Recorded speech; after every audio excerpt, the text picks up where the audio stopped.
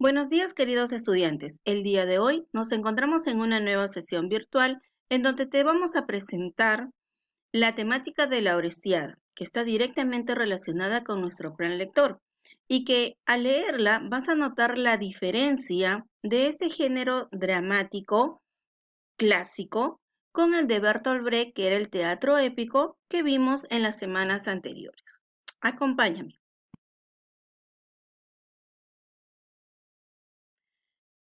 Como sabemos, el género dramático o el teatro en realidad surge en la época griega, con los famosos ditirambos, que eran quizás las primeras manifestaciones de estas representaciones teatrales. Uno de los grandes representantes de esa época fue Esquilo, a quien se le considera el padre del teatro griego y quien es el autor de la Orestiada. La trilogía consta de 3 partes. La característica de este es que su personaje principal o el personaje inicial de esta primera trilogía, de esta primera parte de la trilogía, es un personaje que también lo vemos en las obras de Homero, en la Ilíada. Estamos refiriéndonos a Agamenón, que viene a ser el hermano de Menelao, cuyo personaje fue directamente relacionado con toda la trama que apareció en la Ilíada de Homero. En este caso, Agamenón, cuando regresa de la guerra de Troya, se inicia justamente con el coro de ancianos, quienes recuerdan el sacrificio de Ifigenia. ¿Quién era Ifigenia? La hija de este, que tuvo que ser ofrecida en sacrificio para poder también ganar y garantizar el triunfo de la guerra. Su esposa Clitemnestra jamás pudo superar realmente ese dolor de la pérdida y no comprendía el sacrificio. Sin embargo, por apariencias, por ser la esposa del rey, tuvo que de alguna otra manera mantener esa postura. Es más, cuando llega Agamenón, inclusive lo recibe con una alfombra de rosas, todas majestuosas.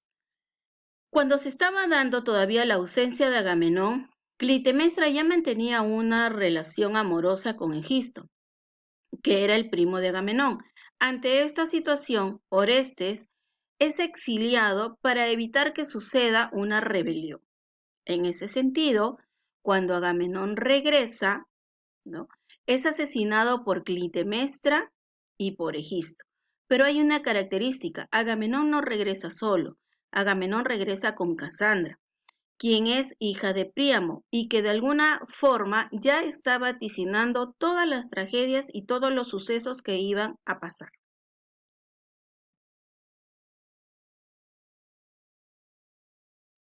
En una segunda parte vamos a ver a las coéforas y también vamos a ver ya la presencia de los dioses, en este caso Apolo.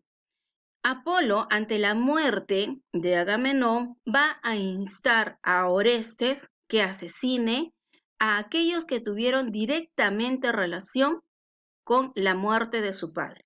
Y no solamente va a ser Apolo quien va a ejercer esta presión, sino también su hermana Electra, que prácticamente es convertida en una servidumbre frente a Egisto y a su madre.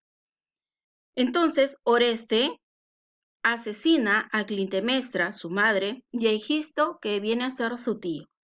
Cuando Clitemnestra es asesinada, antes y durante su agonía, ella maldice a su hijo y a su vez invoca a las erinias para que éstas puedan tomar venganza de su muerte.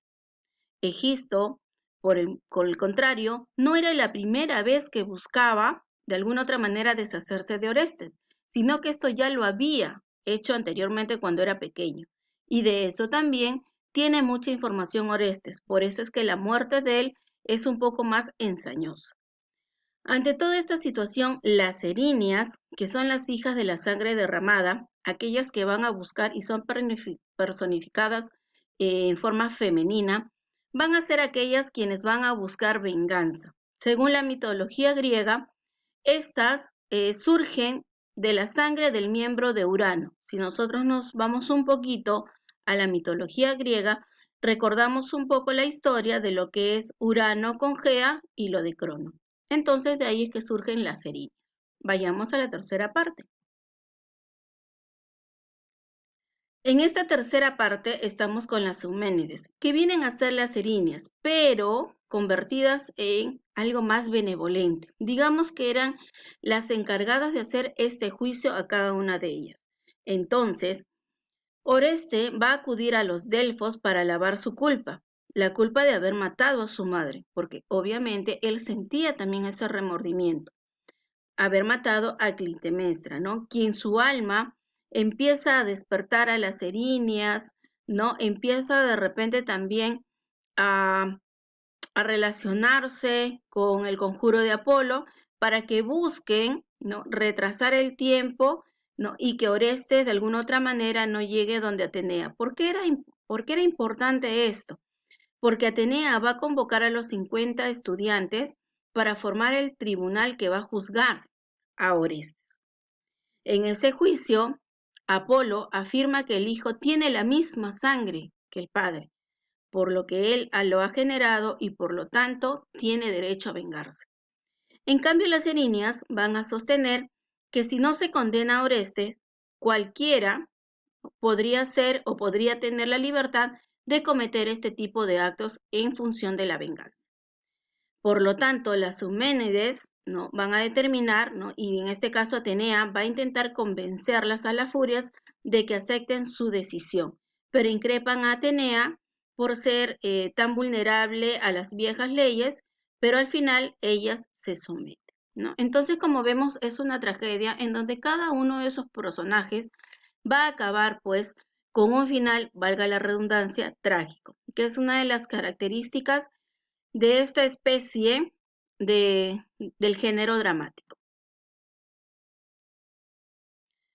Dentro de algunas características que nosotros tenemos que darnos cuenta y que lo puedes tú notar en el archivo PDF que te hemos eh, alcanzado y colocado en la plataforma, vamos a ver que en esa época no se trabajaban con acotaciones. Es más, los diálogos, como tú puedes evidenciar en la imagen, carecen, ¿no? De los guiones, de las rayas, quizás de los signos de puntuación que siempre son características o del nombre de cada uno de los personajes como si fuera una conversación continua.